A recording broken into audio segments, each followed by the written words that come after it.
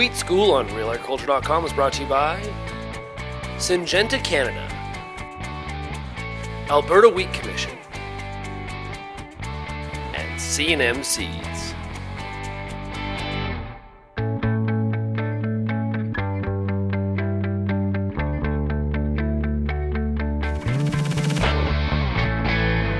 Hello, I'm Dale Leftwich with Real Agriculture. I'm with Joy Agnew, Program Manager with PAMI. How are you doing today, Joy? I'm cold, but I'm good.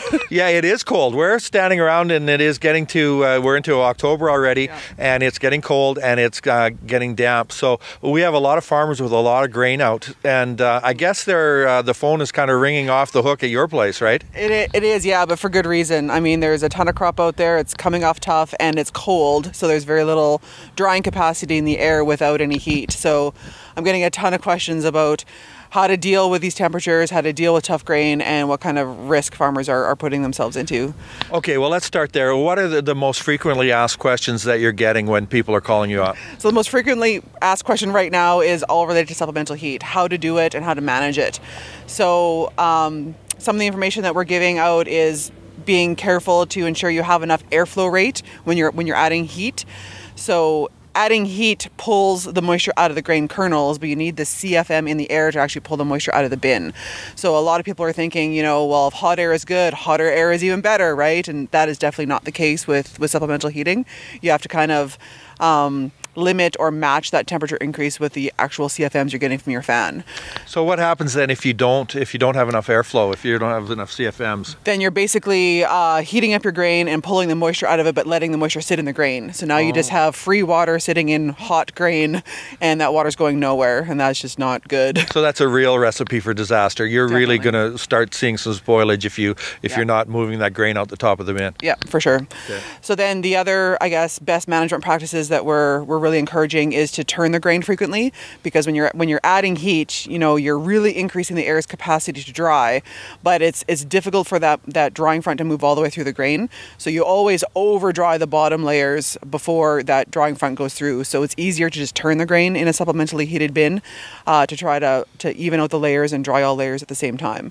That takes a lot of management and labor, but it really is the best way to get an even drying in that bin. So that work that is required to turn a bin actually pays off in the fact that you don't end up with still tough grain in parts of it and over dried, because having grain too dry costs you money too. Absolutely, yeah. You're gonna get some loss due to shrinkage, and it's not ideal. So you want to try to have a uniform dry if possible.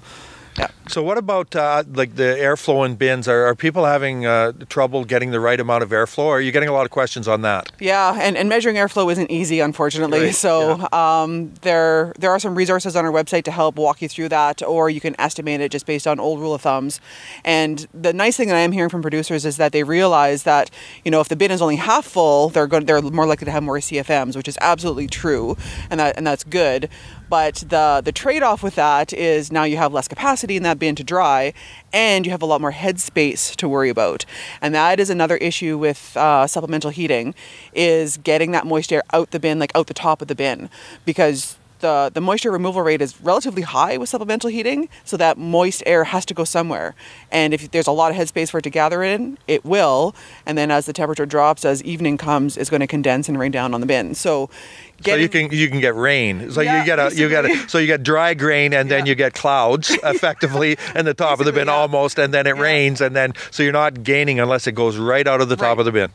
Right. So management of the headspace is a key management practice with supplemental heating. And so only filling the bin half full definitely will give you more CFMs, but it gives you more headspace to deal with too. So keep that in mind. So what's another question that you're getting from farmers? I mean, farmers must really be scratching their heads at this time of year. Yeah, and a lot of the questions are around economics, like how much fuel am I going to be using, and how do I improve efficiencies, and how much is it going to cost?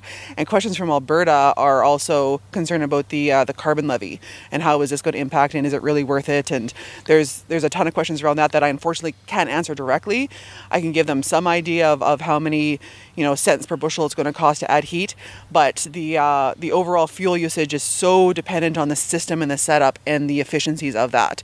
So, for example, whether you have a sock between the fan and the bin and how you're actually adding heat to the fan, all of that affects your overall system efficiency, and that really is the thing that drives the economics. So we're standing in front of a sock here, and so one of the things that happens is that when you have a sock, you're able to more easily move a fan from bin to bin. Right. It's a great resource for you. Yeah. But you have to realize that the length of sock actually harms efficiency.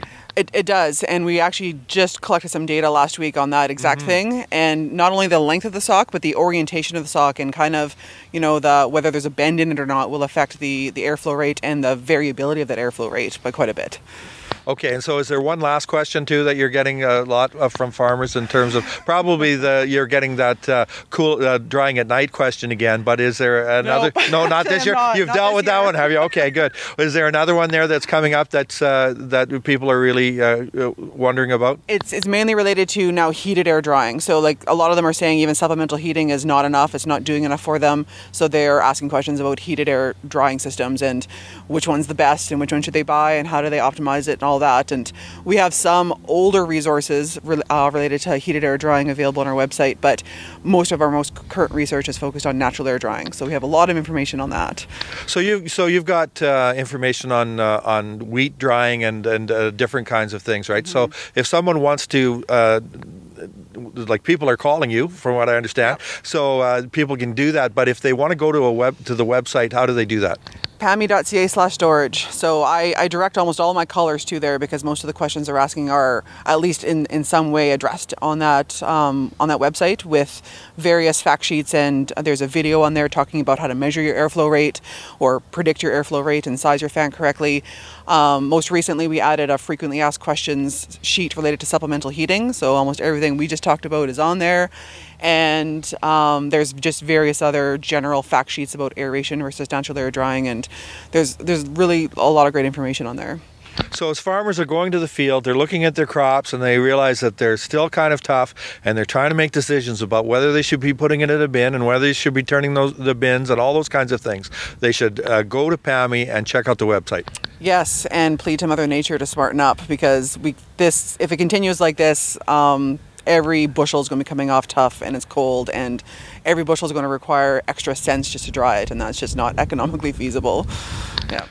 Okay, I really want to thank Joy Agnew from PAMI for being with us at Real Agriculture today. Thanks a lot for giving us this information.